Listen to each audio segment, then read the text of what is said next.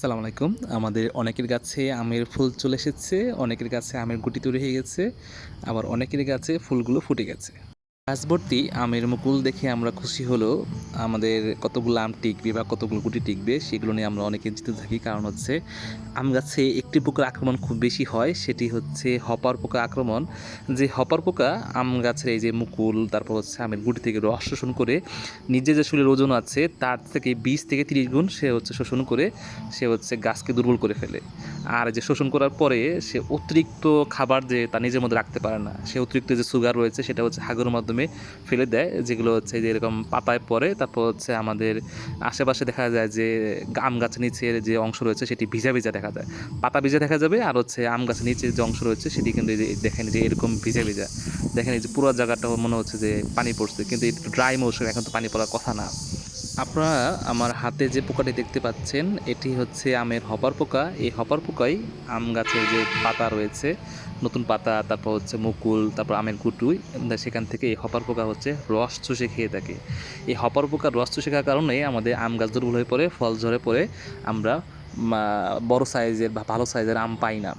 এই হপার পোকা প্রতিরোধে আপনারা কী ব্যবস্থা নেবেন সেটি আপনাদের সামনে আলোচনা করব। বর্তমানে আমাদের দেশে দেখা যায় যে আম গাছে ফুল আসার সময় হলে আমরা গণহারে রিপকট স্প্রে করি। সাইপারমেথ্রিন গ্রুপের রিপকট কট বলে, আরেকটা কী আছে, এরকম বিভিন্ন নামে পাওয়া যায়। এটি হচ্ছে সাইপারমেথ্রিন গ্রুপের। এই সাইপারমেথ্রিন গ্রুপের রিপকট এটি কিন্তু আমাদের গাছে কাজ করছে না, ফার্মাররা অভিযোগ দিচ্ছে। কারণ হচ্ছে এই রিপকট আমাদের গাছে অ্যাক্টিভ থাকে হচ্ছে 4 থেকে 7 দিন। টেম্পারেচার যদি বেশি দেখে অথবা আপনি যদি দুপুরবেলা স্প্রে করেন অথবা বৃষ্টি যদি হয়ে যায় তাহলে কিন্তু এই রিপকট কিন্তু আর কাজ করছে না। দেখা যাচ্ছে যে গাছের কোনো কোটরে হচ্ছে এই যে আমাদের যে হপার পোকা রয়েছে সেটা লুকিয়ে আছে পাতার নিচে। সে 4-5 দিন একটু হচ্ছে লুকিয়ে থাকে, তারপর যখন হচ্ছে এই কীটনাশকের যখন অ্যাকশন শেষ হয়ে যাচ্ছে কিন্তু আবার পুরো দমে আগে যে হচ্ছে যে পরিমাণে সে হচ্ছে আক্রমণ করতো তার চেয়ে কয়েক গুণ হারে সে আক্রমণ করে। সে ভাবে যে আমি তো অ্যাটাকের শিকার হয়েছি, আমার খুব দ্রুত বংশবৃদ্ধি করতে হবে। দ্রুত বৃদ্ধি করতে হলে তার কিন্তু দ্রুত খাবার গ্রহণ করতে হবে। সে তখন প্রচুর পরিমাণে খেতে থাকে আর হচ্ছে আপনার গাছের 12টা বেজে যায়। সেই জন্য আপনারা বর্তমানে এই রিপকট বা সাইপারমেথ্রিন গ্রুপের অন্যান্য কীটনাশক বর্তমানে ব্যবহার না করে আপনারা বর্তমানে ইমিডাক্লোপিড গ্রুপের কীটনাশক ইমিটাপ, টিডো, কনফিডোর বাজারে পাওয়া যায় বিভিন্ন নামে। বাজারে ইমিডাক্লোপিড গ্রুপের কীটনাশক বিভিন্ন নামে পাওয়া গেলেও আপনারা যদি হচ্ছে ইমিটাপ, টিডো বা কনফিডোর বলেন আপনার অনায়াসে এটি পেয়ে যাবেন। এখন কথা হচ্ছে যে ইমিটাপ, টিডো এটি কীভাবে কাজ করে। এটি হচ্ছে সিস্টেমিক ইনসেকটিসাইড। আপনি যখন গাছে স্প্রে করবেন এটি হচ্ছে গাছ নিজের মধ্যে শোষণ করে নেয়, সেজন্য হচ্ছে এর কার্যকারিতা বেশি। এখন আপনি যদি গাছে স্প্রে করলেন তারপর যদি হচ্ছে হপার পোকা গাছটা খেতে যায়, সে যখন রস শোষণ করবে এই রসের সাথে বিষ কিন্তু তার শরীরে চলে যাবে। আর আপনার যে এই রিপকট ব্যবহার করেন এটি কিন্তু হচ্ছে কন্টাক্ট, মানে যা হচ্ছে পোকার গায়ে যদি লাগে তাহলে সে মারা যাবে, তাছাড়া কিন্তু সে মারা যাবে না। আর এটা হচ্ছে গাছ নিজে শোষণ করবে, গাছ বিষাক্ত হয়ে থাকবে, তখন যখন এই পোকাটা খেতে আসবে তখন কিন্তু সে খেয়েই কিন্তু মারা যাবে। সেজন্য সে কোথাও যদি লুকিয়েও থাকে তার কিন্তু লাভ হচ্ছে না, সে কিন্তু মারা যাচ্ছেই। সেজন্য আপনারা বর্তমানে এই সাইপারমেথ্রিন গ্রুপ বাদ দিয়ে আপনারা ইমিডাক্লোপিড গ্রুপের কীটনাশক ব্যবহার করেন, ইনশাল্লাহ ভালো ফল পাবেন। এখন কথা হচ্ছে যে ইমিটাপ, টিডো, কনফিডোর এটি আপনি কখন ব্যবহার করবেন। আপনার গাছে যখন ফুল ফুটতে শুরু করবে, যখন ফুলের সাইজ যখন হচ্ছে 1 থেকে 1.5 ইঞ্চি বা 2 ইঞ্চি পর্যন্ত হয়েছে কিন্তু ফুল ফুটে নাই, এই সময় হচ্ছে আপনার গাছে এই ইমিটাপ, টিডো প্রতি লিটারে 1 মিলি হারে স্প্রে করবেন। মানে 1 কেজি পানি বা 1 লিটার পানিতে আপনারা হচ্ছে 1 ml হচ্ছে বা 1 মিলি হচ্ছে ইমিটাপ মিশিয়ে তারপর হচ্ছে স্প্রে করবেন। তারপর যখন ফুল ফুটে যাবে তখন কিন্তু গাছে বিভিন্ন ধরনের পতঙ্গ, মৌমাছি, মাছি, বিভিন্ন পতঙ্গ এসে সে কিন্তু পরাগায়নে সহযোগিতা করবে। কারণ ফুল ফুটে গেছে, সেখানে হচ্ছে মধু আছে, সে মধু খেতে আসবে, মধু খাওয়ার সাথে সাথে সে গাছে কিন্তু এই পরাগায়নে সহযোগিতা করবে বা পরাগায়ন করে চলে যাবে, আর আপনার গাছে প্রচুর পরিমাণে আম আসবে। আপনি যদি এই ফুল ফোটা অবস্থা যদি স্প্রে করেন তাহলে কিন্তু এই মাছি টাছি কিন্তু কেউ আসবে না, আপনার কিন্তু গাছে পরাগায়ন হবে না, আপনি স্প্রে করলেও কিন্তু আপনার গাছে আম হবে না। তারপর যখন আমের সাইজ যখন গুটি গুটি হবে, মানে গুটি সাইজ মার্বেল সাইজ হবে, তখন আপনারা আরেকটি স্প্রে করবেন। তখন আপনারা ডাইমেথড গ্রুপের আরেকটি কীটনাশক স্প্রে করবেন। কারণ হচ্ছে একবার ইমিডাক্লোপিড স্প্রে করলে পরে বা হচ্ছে গ্রুপটা চেঞ্জ করে দেবেন। একই কীটনাশক বারবার স্প্রে করলে হয় কি, আমাদের যে কীটপতঙ্গ রয়েছে তারা ওটার বিরুদ্ধে রেজিস্ট্যান্ট হয়ে যায়, শক্তিশালী হয়ে যায়, অথবা আর কাজ করে না। সেজন্য একবার ইমিডাক্লোপিড স্প্রে করছেন, পরের হচ্ছে ডাইমেথড স্প্রে করবেন।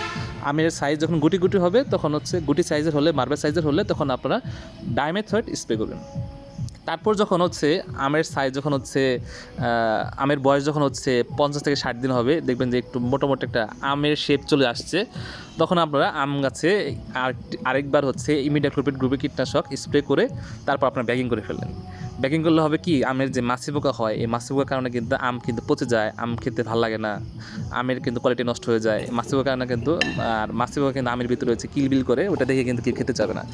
মাছি পোকা রোধে যখন আমের বয়স যখন 50 থেকে 60 দিন হবে, তখন আপনার হচ্ছে আম গাছে এরকম ফেরোমন লিওর পাওয়া যায়, যার নাম হচ্ছে ব্যাকটুড্রি। এটি হচ্ছে আমের মাছি পোকার বিরুদ্ধে কাজ করে। আপনি যদি হচ্ছে ওই যে কুমড়ার জন্য যে কিউলিউ ব্যবহার করেন, সেটি যদি ব্যবহার করেন, সেটি কিন্তু কাজ করবে না। কিউলির যে মাছি আক্রমণ করে সেটি কিন্তু আমে খুব একটা আক্রমণ করে না। আমে যেটা আক্রমণ করে সেটি হচ্ছে ব্যাকটোসেরা ডরসালিস। এটি দমনের জন্য আপনারা হচ্ছে বাজার থেকে ব্যাকট্রোডি নামের ফেরোমন লিওর বা তাবিজ পাওয়া যায়, সেটি আপনারা কিনে আনবেন। তারপর হচ্ছে এরকম একটি ফেরোমন ট্র্যাপে স্থাপন করে, এই যে ট্র্যাপের যে আপনার ছিদ্র দেখতে পাচ্ছেন, ছিদ্র বরাবর স্থাপন করে দেবেন।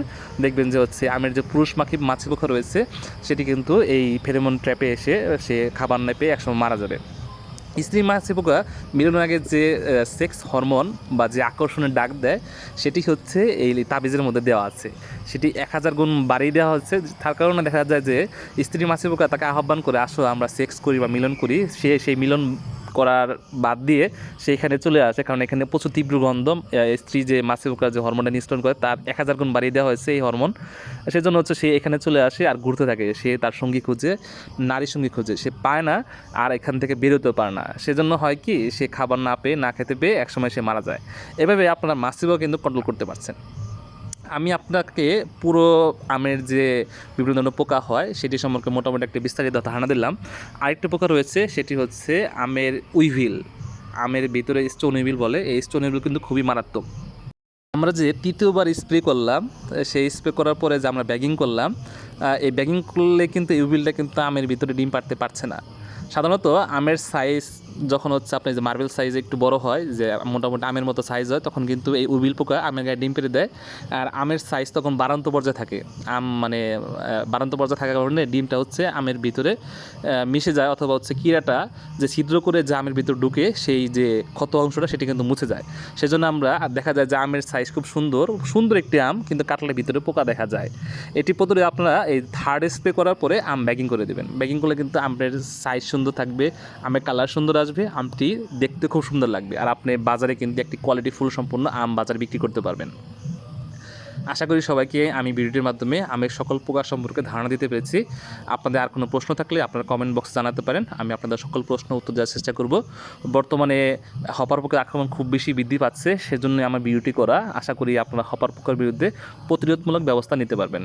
সবাই ভালো থাকবেন, সুস্থ থাকবেন, আর হচ্ছে বিষমুক্ত আম খাওয়ার চেষ্টা করবেন। বিষমুক্ত আম বলতে যে মানে ওই আম যখন গাছ থেকে পারবেন তার 15 থেকে 20 দিন আগে আম গাছে স্প্রে করা বন্ধ করে দিবেন, তাহলে কিন্তু এই যে কীটনাশকের যে ক্ষতিকর প্রভাব সেটি কিন্তু আমে থাকবে না। সে আর ক্ষতিকর প্রভাব না থাকলে আপনার কিডনি নষ্ট হবে না, লিভার ভালো থাকলে শরীরে ক্যান্সার হবে না, বিভিন্ন রোগগুলো থেকে আপনি রক্ষা হবেন। আশা করি পুরো ভিডিওটি আপনারা বুঝতে পারছেন।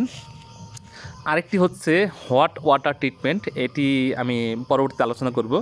সবাই ভালো থাকবেন, আসসালামু আলাইকুম।